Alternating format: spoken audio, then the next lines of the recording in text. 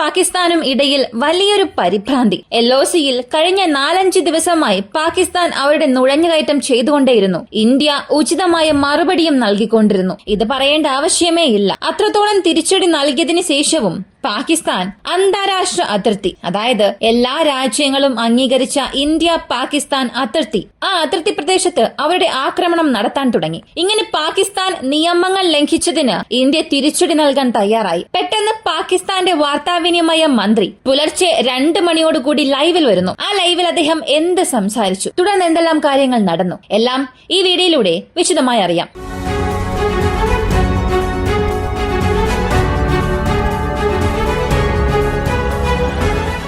നമ്മൾ വളരെ സമാധാനത്തോടുകൂടി ഉറങ്ങി എഴുന്നേൽക്കാൻ തന്നെ കാരണം നമ്മുടെ പട്ടാളക്കാരാണ്. LOC അല്ലെങ്കിൽ ഇപ്പോൾ പ്രശ്നം നടക്കുന്ന പ്രദേശം, ഇവിടങ്ങളിലെല്ലാം നമ്മുടെ സൈനികർ പാകിസ്ഥാന് ശരിയായ മറുപടി നൽകുന്നുണ്ട്. പാകിസ്ഥാൻ തീവ്രവാദികൾ ഇല്ലാതാകണം. ഇന്ത്യയിൽ നിങ്ങൾ നടത്തുന്ന ഈ ഭീകരാക്രമണങ്ങൾ ഇനി ഉണ്ടാകാനേ പാടില്ല. ഇതാണ് നമ്മുടെ ആവശ്യം.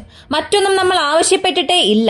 എന്നാൽ പാകിസ്ഥാന്റെ മിനിസ്റ്റർ പറഞ്ഞ ഒരു കാര്യം ഞങ്ങൾ നോക്കിക്കൊണ്ടിരിക്കുകയാണ്. 24 മുതൽ 36 മണിക്കൂറിനുള്ളിൽ ഇന്ത്യ ഞങ്ങളെ ആക്രമിക്കുമെന്നുള്ള ഇൻഫർമേഷൻ ഞങ്ങൾക്ക് ലഭിച്ചിട്ടുണ്ട്.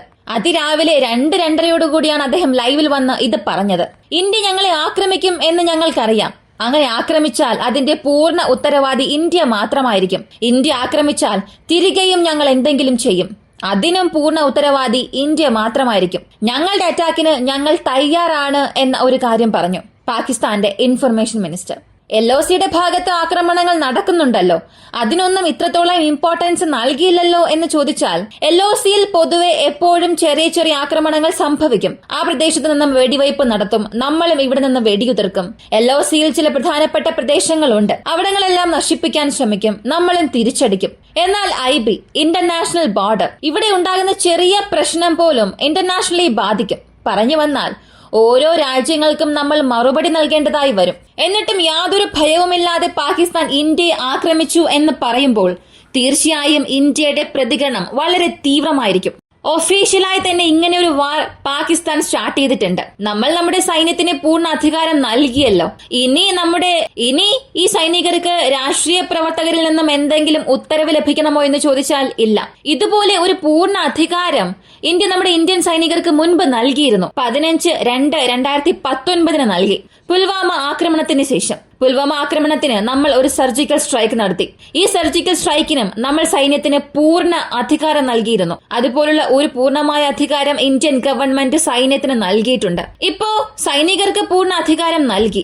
ഇനി ഇന്ത്യക്കുണ്ടാകുന്ന പ്രശ്നം ഇന്ത്യ പരിഹരിച്ചേ മതിയാവുകയുള്ളൂ. അതിനാൽ ഇന്ത്യയുടെ ഫോറിൻ മിനിസ്റ്റർ, വിദേശകാര്യമന്ത്രി ജയശങ്കർ ട്വിറ്ററിൽ നൽകിയ ട്വീറ്റ്സ് എല്ലാം എടുത്തു നോക്കിയാൽ മനസ്സിലാകും. ഓരോ രാജ്യത്തിന്റെയും പേര് പറഞ്ഞ് അവർക്കൊരു വിശദീകരണം നൽകി. ഞങ്ങൾ ഇങ്ങനെയെല്ലാം ആക്രമിക്കാൻ പോവുകയാണ്, ഞങ്ങൾക്കെതിരെ ഇവർ ഇങ്ങനെ ചെയ്തിട്ടുണ്ട്, നിങ്ങളുടെ സൗഹൃദത്തിന് വളരെയേറെ നന്ദി എന്നുള്ള ഒരു മെസ്സേജ് എല്ലാവർക്കും പാസ് ചെയ്തു. അതുപോലെ ഐക്യരാഷ്ട്രസഭയുടെ നേതാക്കന്മാരുമായും സംസാരിച്ചു. അസമയം പെഹൽഗാം അറ്റാക്കിനെ കുറിച്ച് ഞാൻ വിശദമായി പറഞ്ഞു കൊടുത്തു. നിങ്ങൾ ഭയപ്പെടേണ്ട ആവശ്യം ഇല്ല. അവർക്കായിട്ടുള്ള തിരിച്ചടി ഞങ്ങൾക്ക് നൽകാൻ അറിയാമെന്നും ഞാൻ അവരോട് പറഞ്ഞിട്ടുണ്ട്. ഈ ഒരു വാക്ക് ഇതാണ് വളരെ പ്രധാനപ്പെട്ടത്. ഞങ്ങൾ തിരിച്ചടി നൽകുമെന്ന് ഐക്യരാഷ്ട്രസഭയോട് നേരിട്ടും പറഞ്ഞു.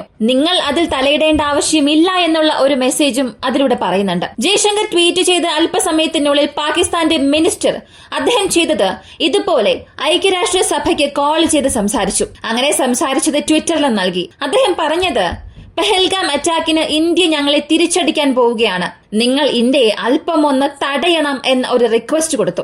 ഇവിടെ നമ്മൾ തിരിച്ചടിക്കാൻ പോകുന്നുവെന്ന് ഇന്ത്യ പറയുമ്പോൾ ഇന്ത്യയെ അതിന് അനുവദിക്കരുത്, നിങ്ങൾ അവരെ തടയണം എന്ന് പാകിസ്ഥാൻ ഐക്യരാഷ്ട്രസഭയോട് ചോദിക്കേണ്ട ഒരു സാഹചര്യം പോലും ഉണ്ടായി. ഇങ്ങനെ ഒരു ഡ്രാമയൊക്കെ കളിച്ചിട്ട് വീണ്ടും പാകിസ്ഥാൻ ഇന്ത്യയുടെ പ്രദേശത്ത് വന്ന് ഒരു ആക്രമണം നടത്തുകയാണെങ്കിൽ ഇതാണ് ഇരട്ടത്താപ്പ് നയം. ഇങ്ങനെയാണ് പാകിസ്ഥാൻ അവർ ചെയ്യുന്ന എല്ലാ തെറ്റുകളെയും മറയ്ക്കാൻ പോകുന്നത്. അപ്പോ ഇതങ്ങനെ വിശ്വസിച്ചുകൊണ്ട് അവരൊന്നും ആക്രമിക്കില്ല.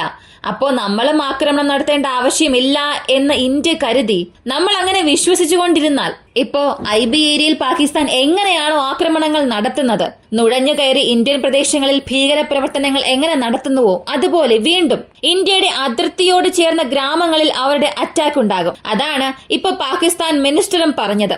നിങ്ങൾ കാരണം നിങ്ങളുടെ ഗ്രാമത്തിലെ ജനങ്ങളാണ് ബുദ്ധിമുട്ടാൻ പോകുന്നത്, നിങ്ങൾ ജാഗരൂകരായിരിക്കണം എന്ന് പാകിസ്ഥാൻ പറഞ്ഞതിലൂടെ അർത്ഥമാകുന്നത് ഞങ്ങൾ നേരിട്ട് ജനങ്ങളെ ആക്രമിക്കാൻ പോകുന്നു എന്നാണ്. ഇപ്പൊ തന്നെ പാകിസ്ഥാന്റെ നാശം എണ്ണി തുടങ്ങിയിട്ടുണ്ട്. ഇന്നും നമ്മുടെ രാജ്യത്തിൽ ഏതെങ്കിലും ഒരു പൗരന്റെ മേൽ കൈവയ്ക്കുകയാണെങ്കിൽ തീർച്ചയായും പാകിസ്ഥാൻ നിലം പതിച്ചു എന്നാണ് അർത്ഥം. അപ്പോ തെറ്റ് ചെയ്ത നിങ്ങൾ തന്നെ തെറ്റു മനസ്സിലാക്കണം എന്നുള്ളതാണ് ഓരോ ഇന്ത്യക്കാരുടെയും ആവശ്യം. അതേസമയം ഐക്യരാഷ്ട്രസഭയോട് പാകിസ്ഥാൻ സംസാരിച്ചല്ലോ. ഈ ഐക്യരാഷ്ട്രസഭ പാകിസ്ഥാനെ തിരികെ ഒരു മെസ്സേജ് പാസ് ചെയ്തു. ആ മെസ്സേജിൽ അവർ പറഞ്ഞത് ബലൂചിസ്ഥാൻ പ്രവിശ്യയിൽ മനുഷ്യലംഘനം ഒരുപാട് സംഭവിക്കുന്നുണ്ട്, അത് പാകിസ്ഥാൻ നിയന്ത്രിച്ചേ മതിയാവുകയുള്ളൂ എന്നും പറഞ്ഞു. ഈ ബലൂചിസ്ഥാൻ പ്രവിശ്യ ഇപ്പൊ പാകിസ്ഥാന് ഏറ്റവും വലിയ തലവേദനയായി മാറിക്കൊണ്ടിരിക്കുകയാണ്. അതേ ബലൂചിസ്ഥാൻ പ്രവിശ്യയിൽ ഏകദേശം 40 പാകിസ്ഥാൻ സൈനികരെ ബലൂചിസ്ഥാൻ ലിബറേഷൻ ആർമി കൊല്ലുന്നു. ഈ ബലൂചിസ്ഥാൻ ലിബറേഷൻ ആർമി ഇന്ത്യക്കെതിരെ പാകിസ്ഥാൻ ഒരു ആക്രമണം നടത്തുമ്പോൾ പാകിസ്ഥാനെതിരെ ഒറ്റ ദിവസത്തിൽ തന്നെ ബലൂചിസ്ഥാൻ ലിബറേഷൻ ആർമി ആ പോരാളികൾ പാകിസ്ഥാനിൽ ഒരു ആക്രമണം നടത്തുകയും 40 പട്ടാളക്കാരെ കൊല്ലുകയും ചെയ്തു. അടുത്തത് അഫ്ഗാനിസ്ഥാനിൽ നിന്നുള്ള ഒരു സന്ദേശമാണ്. ഇത്രയും ദിവസം അഫ്ഗാനിസ്ഥാന്റെ പോരാളികളെല്ലാം കൊന്നു തള്ളിയത് പാകിസ്ഥാൻ സൈനികരായിരുന്നു. 2 ദിവസത്തിൽ മാത്രം ഏകദേശം 62 പേരെ കൊന്നു. ഇപ്പൊ വീണ്ടും അഫ്ഗാനിസ്ഥാനിലെ പോരാളികൾ തിരിച്ച് പാകിസ്ഥാനിൽ ആക്രമണം നടത്താൻ തുടങ്ങിയിട്ടുണ്ട്. ഇന്ന് പാകിസ്ഥാന്റെ പ്രധാനപ്പെട്ട ഒരു വാഹന വ്യൂഹത്തെ അഫ്ഗാനിസ്ഥാൻ തടഞ്ഞു നിർത്തുകയും അതിന് നേരെ ഒരു ആക്രമണം നടത്തി. അപ്പോ ഇന്ത്യക്ക് മീതെ ഒരടി വീഴുമ്പോൾ 3 അടി പാകിസ്ഥാനിലേക്ക് വീഴുകയാണ്. പാകിസ്ഥാന്റെ സമ്പദ് വ്യവസ്ഥ, അവരുടെ ഭാവി എല്ലാം ഇവിടെ ഒരു ചോദ്യമായി മാറുകയാണ്. ഒരു പക്ഷേ ഒരു യുദ്ധം പാകിസ്ഥാൻ തുടങ്ങി വയ്ക്കുകയാണെങ്കിൽ ഈ പറഞ്ഞ കാര്യങ്ങളെല്ലാം പാകിസ്ഥാൻ ഇല്ലാതാവുക തന്നെ ചെയ്യും. ഇങ്ങനെ ഒരു മുന്നറിയിപ്പ് പലരും പാകിസ്ഥാന് നൽകുന്നുണ്ട്.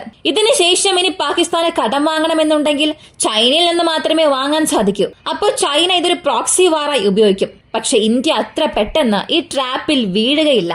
കാരണം ഇതിനു മുൻപ് തന്നെ പല രാജ്യങ്ങളോടും ഇന്ത്യ നേരിട്ട് തന്നെ ചെന്ന് ഒരു മുന്നറിയിപ്പ് നൽകിയിരുന്നു, ചൈന നിങ്ങളെല്ലാം ട്രാപ്പിലാക്കാൻ ശ്രമിക്കുകയാണ് എന്ന്. ഇങ്ങനെ ഒരു പ്രോക്സി വാറിൽ നമ്മൾ വീഴുമെന്ന് തോന്നുന്നുണ്ടോ? ഒരുപക്ഷെ ചൈനയും ഇതിലേക്ക് കളമിറങ്ങി ലോകരാജ്യങ്ങളുടെ എല്ലാം ശ്രദ്ധ ഇന്ത്യ നേരെ പാകിസ്ഥാനിലേക്ക് തിരിച്ചുവിടുകയാണെങ്കിൽ ചൈനയ്ക്ക് വീണ്ടും ഒരു ലോസ് ആയി മാറും. ഇത് ചൈന തീർച്ചയായും ചിന്തിക്കണം. ഇന്ത്യ അത്രത്തോളം വിഡ്ഢികളൊന്നും അല്ല. പാകിസ്ഥാന് പൂർണ്ണ പിന്തുണ നൽകാതിരിക്കുന്നതാണ് ചൈനയ്ക്ക് നല്ലത്. ഇന്ന് അതിരാവിലെ 2-3 മണിയോടുകൂടി പാകിസ്ഥാന്റെ ഒരു ആക്രമണം ഉണ്ടായിരുന്നു. അവരുടെ ഇൻഫർമേഷൻ മിനിസ്റ്റർ ഇന്ത്യയാണ് ഇതിനെല്ലാം കാരണം എന്ന് പറയുന്നു.